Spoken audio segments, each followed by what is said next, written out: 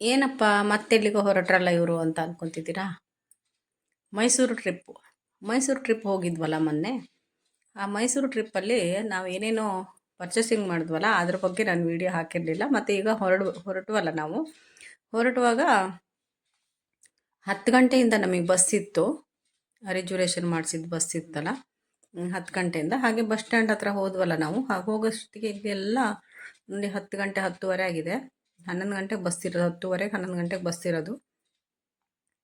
Phone ಮಾಡಿದ್ವಿ ಕಂಡಕ್ಟ್ರಿಗೆ, 11 ಕಾಲಿಗೆ bus ಬರುತ್ತೆ ಅಂತ ಅಂದರು. ಹಾಗೆ ಇಲ್ಲಿ ಶಿವಮೊಗ್ಗ ಬಸ್ ಸ್ಟ್ಯಾಂಡಲ್ಲಿ ಕೂತ್ಕೊಂಡಿದ್ವಿ ಅಲ್ಲಿ. ಈಗ ಅಲ್ಲಿಂದ ಬಸ್ ಹೊರಡುತ್ತೆ ಅಂತ ಅಲ್ಲಿ ಸ್ವಲ್ಪ ಶಾಪಿಂಗ್ ಎಲ್ಲ ಮಾಡಿಕೊಂಡು ಅಲ್ಲಿ ಮಾಲ್ ಇದೆಯಲ್ಲ, ಅಲ್ಲೇ ಶಾಪಿಂಗ್ ಮಾಡ್ಕೊಂಡು ಬರ್ತಾಯಿದ್ದೀವಿ.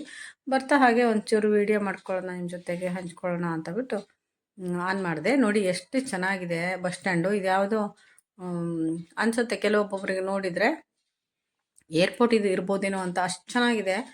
ನಮ್ಮ ಶಿವಮೊಗ್ಗ KSRTC ಬಸ್ ಸ್ಟ್ಯಾಂಡ್ ಇದು ಶಿವಮೊಗ್ಗದ್ದು.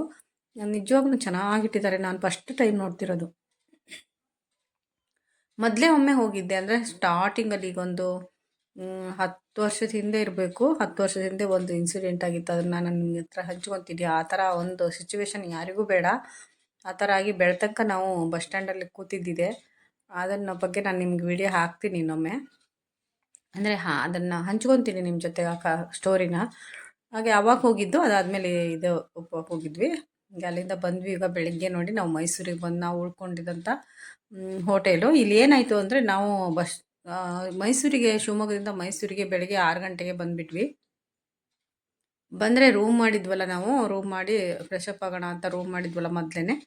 ಅದು ನಮಗಿಂತ ಮೊದಲೇ ಹಿಂದಿನ ದಿನ ಉಳಿದಿರ್ತಾರಲ್ಲ ರೂಮ್, ಆ ಫ್ಯಾಮಿಲಿ ಯಾರೋ ಚೆಕ್ಔಟ್ ಮಾಡಿರಲಿಲ್ಲ. ಇನ್ನೂ ಲೇಟ್ ಆಗುತ್ತೆ ಚೆಕ್ಔಟ್ ಮಾಡೋದು, ಅದು 24 hours ಅಂತ ಇರುತ್ತಲ್ಲ, ಚೆಕ್ಔಟ್ ಮಾಡಿರಲಿಲ್ಲ. ಹಾಗಾಗಿ ನಾವು ಮತ್ತೆ ವೆಯ್ಟ್ ಮಾಡಬೇಕಾಗಿ ಬಂತು. ಹಾಗೆ ಇಲ್ಲೆಲ್ಲ ಕೂತ್ಕೊಂಡಿದ್ದಾರೆ ನೋಡಿ. ಹಾಗೆ ನಾನು ಸುಮ್ಮನೆ ಹೊರಗಡೆ ಕೂತಿದ್ವಲ್ಲ, ಅದಕ್ಕೆ ವೀಡಿಯೋ ಮಾಡ್ಕೊಂಡ್ವಿ. ಒಳಗಡೆ ಬನ್ನಿ ಅಂದರು ಅವರು. ಒಳಗಡೆ ಎಲ್ಲ ಬೇಡ ಅಂದ್ಕೊಂಡು ನಾವು ಹೊರಗಡೆ ಪರಿಸರ ಚೆನ್ನಾಗಿತ್ತು ಅಂತ ಇಲ್ಲೇ ಕೂತ್ಕೊಂಡು ಇಲ್ಲೇ ವೀಡಿಯೋ ಎಲ್ಲ ಮಾಡಿಕೊಂಡು ಕೆಲವು ಫೋಟೋಸ್ ಎಲ್ಲ ತೆಕ್ಕೊಂಡು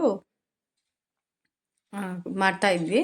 ಹಾಗೆ ನೋಡಿ ಎಷ್ಟು ಚೆನ್ನಾಗಿದೆ ಅಂತ. ತುಂಬ ಚೆನ್ನಾಗಿದೆ ಮಾತ್ರ ಪರಿಸರ ಇಲ್ಲಿದು. ಗಾರ್ಡನ್ ಇರ್ಬೋದು, ಆಮೇಲೆ ಈ ಒಂಥರ ಚಿಕ್ಕದು ಒಂಥರ ಇದನ್ನು ಮಾಡಿದ್ದಾರೆ ನೋಡಿ. ಎಷ್ಟು ಗೆಸ್ಟ್ಗಳೆಲ್ಲ ಬಂದು, ಅಂದರೆ ಇಲ್ಲೆಲ್ಲ ಕೂತ್ಕೊಂಡು ಮೀಟಿಂಗ್ ಮಾಡಲಿಕ್ಕೆ, ಕಾಫಿ ಕುಡ್ಕೊತ. ಹಾಗೆ ರೂಮಿಗೆ ಬಂದ್ವಿ. ರೂಮ್ ಕೊಟ್ಟರು ನಮ್ಗೆ ಅಷ್ಟೊತ್ತಿಗೆ.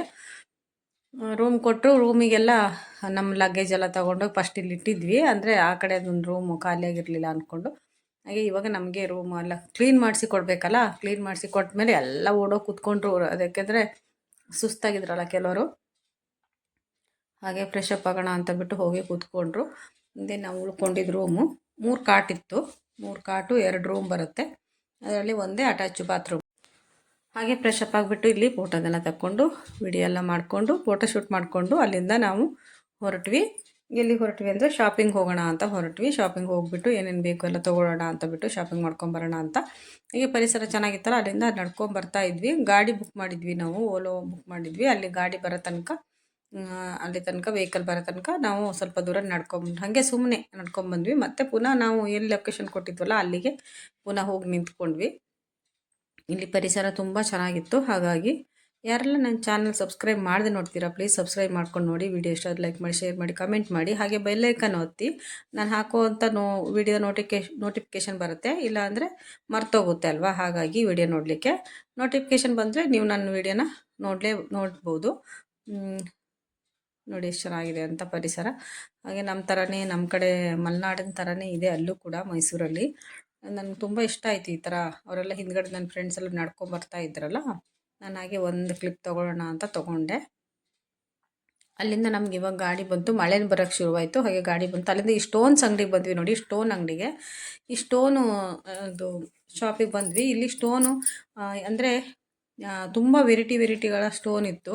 ಈ ದೊಡ್ಡದು ಚಿಕ್ಕದು ಎಲ್ಲ ಇತ್ತು. ಇದರಲ್ಲಿ ಕೆಲವನ್ನು ಕಟ್ ಮಾಡಿ ಕೊಡ್ತೀವಿ ಅಂತ ಹೇಳಿದರು. ಯಾಕೆ ಅಂದರೆ ವಾಸ್ತು ಅಂತ, ಇದು ವಾಸ್ತು ಪ್ರಕಾರ ವಾಸ್ತು ಸ್ಟೋನ್ ಅಂತೆ. ಹಾಗೆ ತುಂಬ ಕಾಸ್ಟ್ಲಿ ಅಂತ ಹೇಳಿದರು. ಗ್ರಾಮಿಗೆ 20 ರೂಪಾಯಿ ಅಂತ ಹೇಳಿದರು. ನಾನು ತೊಗೊಂಡೆ ಅಲ್ಲಿ. ತೊಗೊಂಡೆ ಅಂದರೆ ನಾನು ನೋಡೋಣ ಅಂತ, ನನಗೆ ಅಷ್ಟೊಂದು ನಂಬಿಕೆ ಇಲ್ಲ. ಆದರೆ ಒಂದು ಚಿಕ್ಕದು ತೊಗೊಂಡೆ. ಚಿಕ್ಕದು ತೊಗೊಂಡು, ಅಂದರೆ ಯಾಕೆ ಅಂದರೆ ಸರಿ ಸರಿ ಇದೆ ಅಂತ ಅನಿಸಿದ್ರೆ, ಹೌದು ಒಳ್ಳೆಯದಾಗುತ್ತೆ ಅಂತ ಅನಿಸಿದ್ರೆ ದರಿದ್ರ ಹೋಗುತ್ತೆ. ವ್ಯಾಪಾರ ಮಾಡೋರಿಗೆ ಎಲ್ಲ ಮತ್ತು ಬಿಸ್ನೆಸ್ ಮಾಡೋರಿಗೆ ಎಲ್ಲರಿಗೂ ಸ್ಟೋನ್ಸ್ ಇಟ್ಟರೆ ಒಳ್ಳೆಯದಾಗುತ್ತೆ ಅಂತ ಅಂದರು. ಹಾಗಾಗಿ ತೊಗೊಂಡೆ ವಾಸ್ತು ಸ್ಟೋನ್ ಅಂತ. ಈ ಶಾಪಿಗೆ ಬಂದ್ವಿ. ನೀವು ಯಾರು ಬೇಕಾದರೆ ಹೋಗಿ ತೊಗೊಳ್ಳಿರಂತೆ. ನಾನು ಇವಾಗಲೇ ತೊಗೊಳ್ಳಿ ಅಂತ ಹೇಳಲ್ಲ, ಯಾಕಂದ್ರೆ ನಾನು ತಂದಿದ್ದೀನಿ, ಟೆಸ್ಟ್ ಮಾಡ್ತೀನಿ ನಾನು ಇವಾಗ. ಟೆಸ್ಟಿಗಂತ ನಾನು ಕಡಿಮೆ ತೊಗೊಂಡೆ, 20 ರೂಪಾಯಿ ಗ್ರಾಮ್ ಅಂತ ಹೇಳಿದ್ರು ಒಂದು ಗ್ರಾಮಿಗೆ. ನಾನು ಸ್ವಲ್ಪನೇ ತೊಗೊಂಡೆ.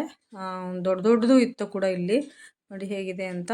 ದೊಡ್ಡ ದೊಡ್ಡದು ಚಿಕ್ಕ ಚಿಕ್ಕದೆಲ್ಲ ಇತ್ತು. ಇದ್ರಲ್ಲಿ ಕಟ್ ಮಾಡಿ ಕೊಡ್ತಾರೆ, ನಿಮ್ಗೆ ಎಷ್ಟು ಗ್ರಾಮ್ ಬೇಕು ಅಷ್ಟು ಗ್ರಾಮು ಕೂಡ ಕೊಡ್ತೀವಿ ಅಂತ ಅಂದರು. ಹಾಗಾಗಿ ತೊಗೊಬಂದೆ. ಬಿಸ್ನೆಸ್ ಮಾಡೋದು ಆಮೇಲೆ ಹಾಗೆ ಬೇರೆ ಬೇರೆ ವ್ಯವಹಾರಗಳು ಇರ್ತಾರಲ್ಲ ಅಂಥವರಿಗೆಲ್ಲ ವಾಸ್ತು ಪ್ರಕಾರ ಇಡಬೇಕು ಇದನ್ನು ಗಾಡ್ರೇಜಲ್ಲಿ ಅಥವಾ ಎಲ್ಲಿ ಇಡಬೇಕು ಅಂತೆಲ್ಲ ಹೇಳಿದ್ರು ಅವರು. Thank you so much. Video ನೋಡೋಕ್ಕೆ ಧನ್ಯವಾದಗಳು.